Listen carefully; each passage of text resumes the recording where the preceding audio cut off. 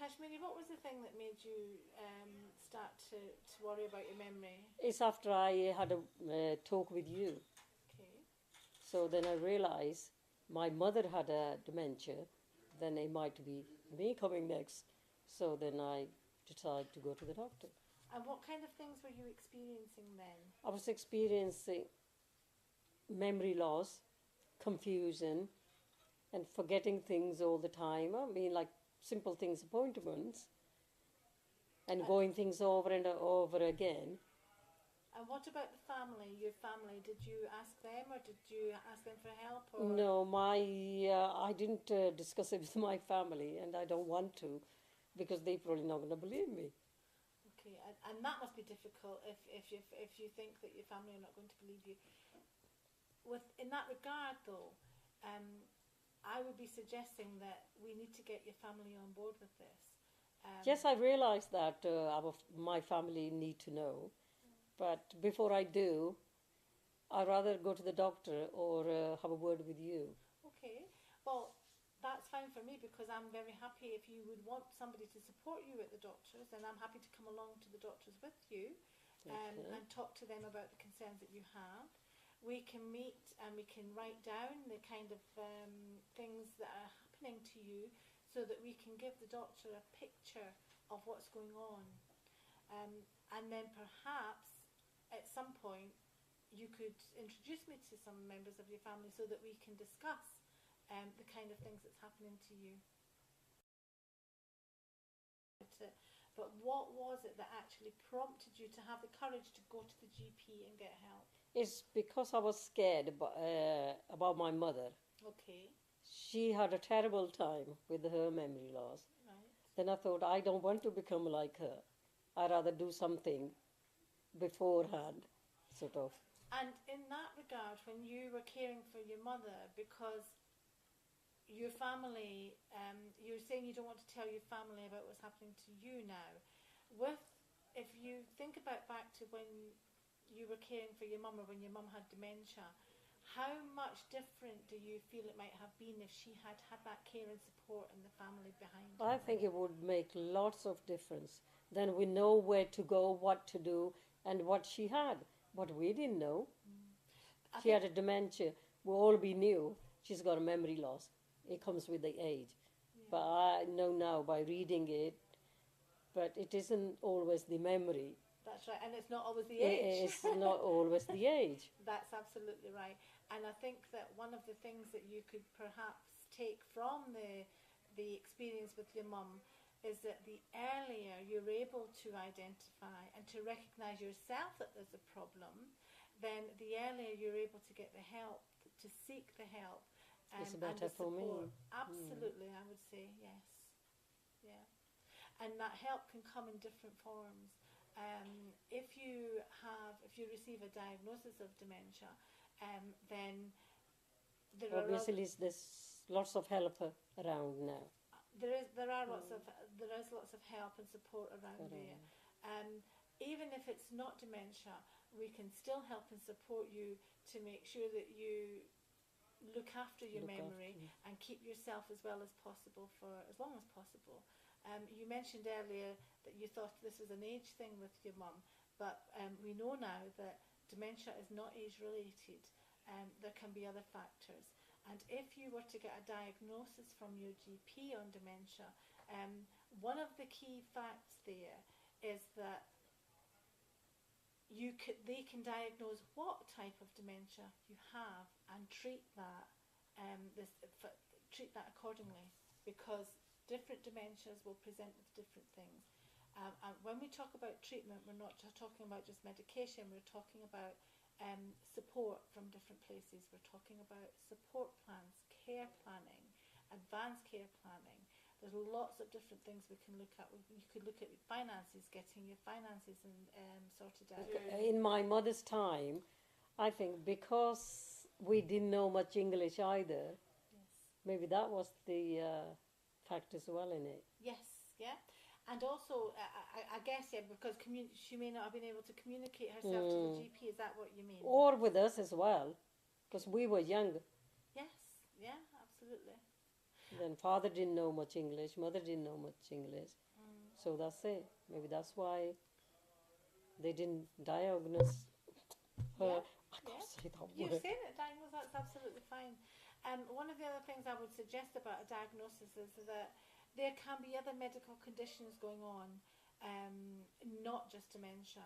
And if you get the diagnosis, we can, the medics can help treat the other conditions Other as well. conditional. Yeah, appropriately, Hmm. in line with the dementia, so that you're looking at the whole. Whole sort of Yeah. picture. Yeah.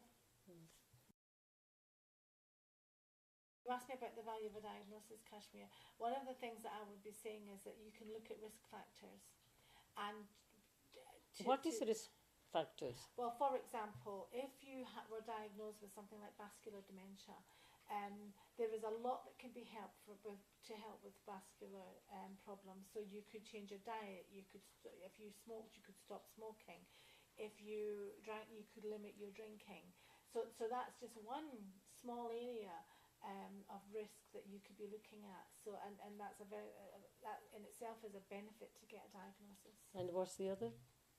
What do you mean there? You got a number of. Oh, there's all kind of risks for there's diabetes. There's a higher risk when you've got diabetes. There's a higher risk for heart disease and for learning disabilities and things like that. There are other things, but particularly within the Asian community and the lifestyle, there is a And higher the eating risk. habit as yes, well. Yes, and I think that vascular dementia is a concern within the Asian community in regards to that diet. If you get a diagnosis and you've got memory problems, even if you don't get a diagnosis, but if you've got memory problems, we could recommend that you put any of your bills on direct debit so that it's getting paid out. Because lots of people forget these things. You get into, people can get into a lot of trouble by and create arrears and running up debts. If we're able to help you recognise a system that you could use. And also people will forget perhaps telephone numbers, important numbers that they need. If we would recommend that they keep them by the phone. It's the little things that make your life a lot easier. It doesn't have to be that. It really doesn't have to be a lot of changes or massive changes. It can just be the little things that make you that day to day that it's going to be able to make you manage better. Anna, I'd like to know what your organisation called. Okay, our organisation is called Making Space. Making Space. We what do they do then? In Derby City, we will be supporting you with dementia specific memory problems. The kind of things that we do is provide information, support and advice. Also so guidance. Anybody can contact you. How do they contact you? We have leaflets, we've got a website, we have leaflets in GP surgeries and the health centres and in libraries. You can go onto the Derby City Council website and our details are on there. Okay. We will provide information, guidance, support. We will also help you whether you have dementia or not. You could possibly just have... So we still can contact you? Absolutely. If you have any problems with it, any concerns about your memory, and this is to anyone, or if you're speaking to anybody in your community, please assure them that this does not have to be a diagnosis of dementia. In actual fact, we can help that person. Anywhere that they can. Yes, absolutely. That's wonderful. But we also, across Derby City, we have different groups, different activities, information sessions going across the whole city. We sit within the memory assessment clinic, so we can support people when they do get that diagnosis. Then they can recognise our face when they come through the memory assessment clinics if they have had a diagnosis. We can then refer them on to or signpost them to other services and the help that they want, because information is vitally important. It gives you knowledge. Yes, however, too much information at one time can be overwhelming and overload. So what we try to do is to take a step at a time. Absolutely. At your pace. It's got to be at your pace. And also for you to be able to digest what's happening. So we will support you in that way to absorb, to help you absorb and make sure that you're not being overloaded with information. If I can't go out, or anybody can't go out the house, can you provide some sort of help to come and talk to the person, or something like yes, that? Befriending, yes, isn't it? our Not service kind of, do home visits. We come out. oh, to you the do house. have a home visit as well.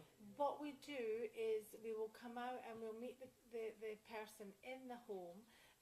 We do have volunteers who do befriending, but one of the things that I would suggest is that's very much needs led. We have about 25 volunteers at any given time in the service. Yes, of course. I mean, you can't go everybody's You house, can't- but yeah, you do no. your best. But we certainly look at things like isolation. If people are isolated, if they don't have carers, and if they, if they can't get out, then we will look at how we can best support them in the community. But we will also then consider referring them on to another service as well. So we will look at the different needs that these people have and pull in as many people as we can to help. How did you find out about Making Space? Well, I found out through the Indian Community Centre. Okay, and was that Ravi, the project manager? Yeah.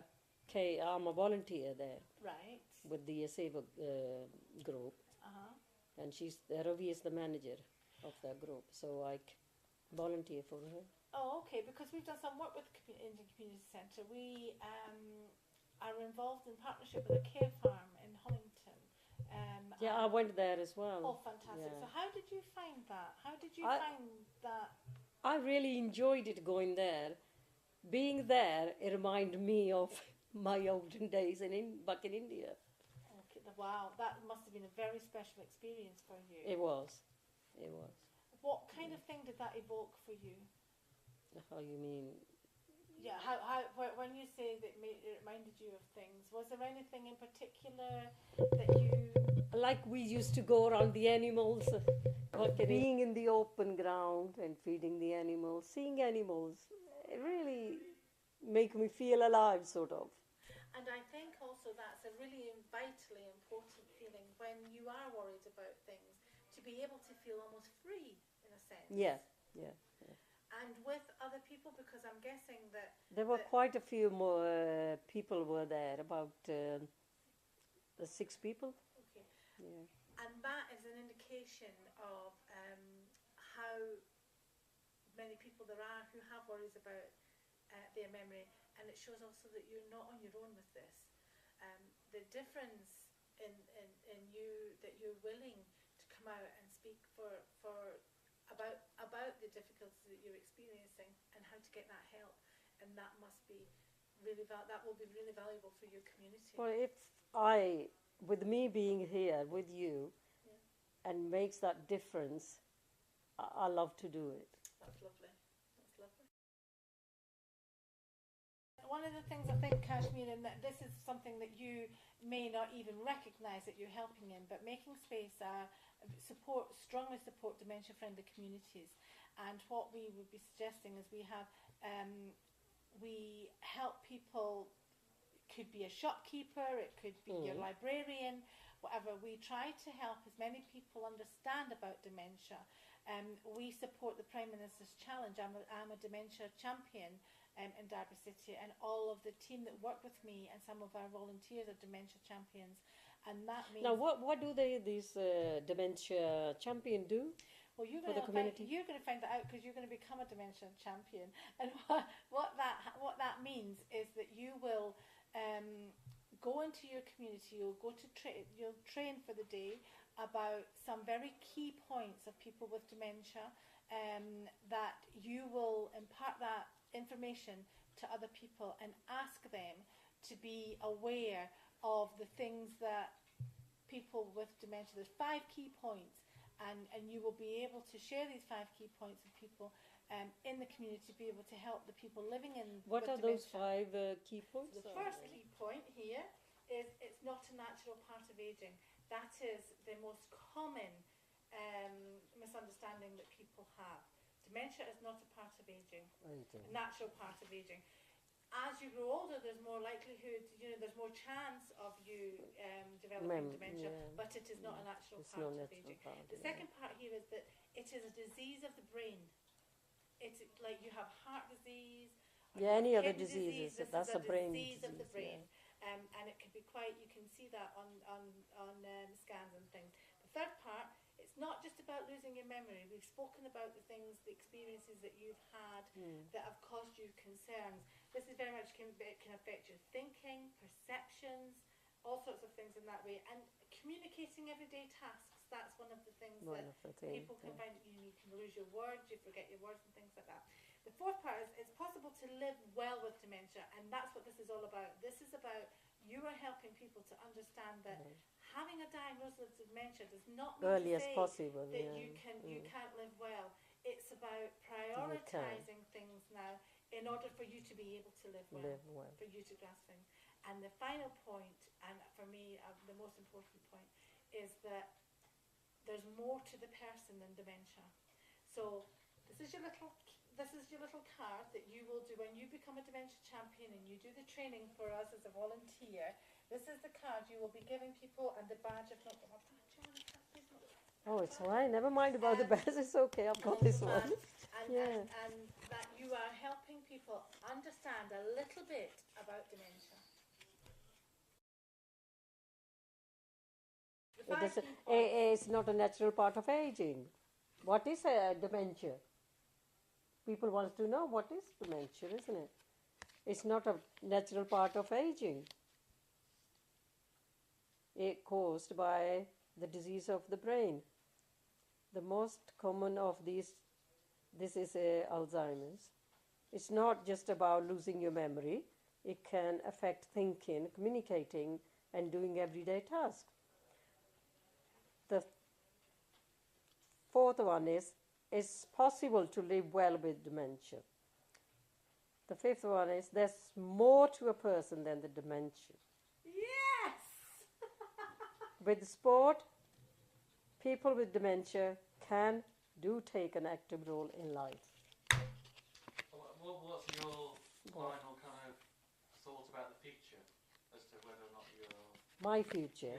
Yeah, if I'm diagnosed, God, I can't say it anyway, diagnosis, I know now, at least, I can plan my life and live well and live with the dementia comfortably. I don't have to worry about anything.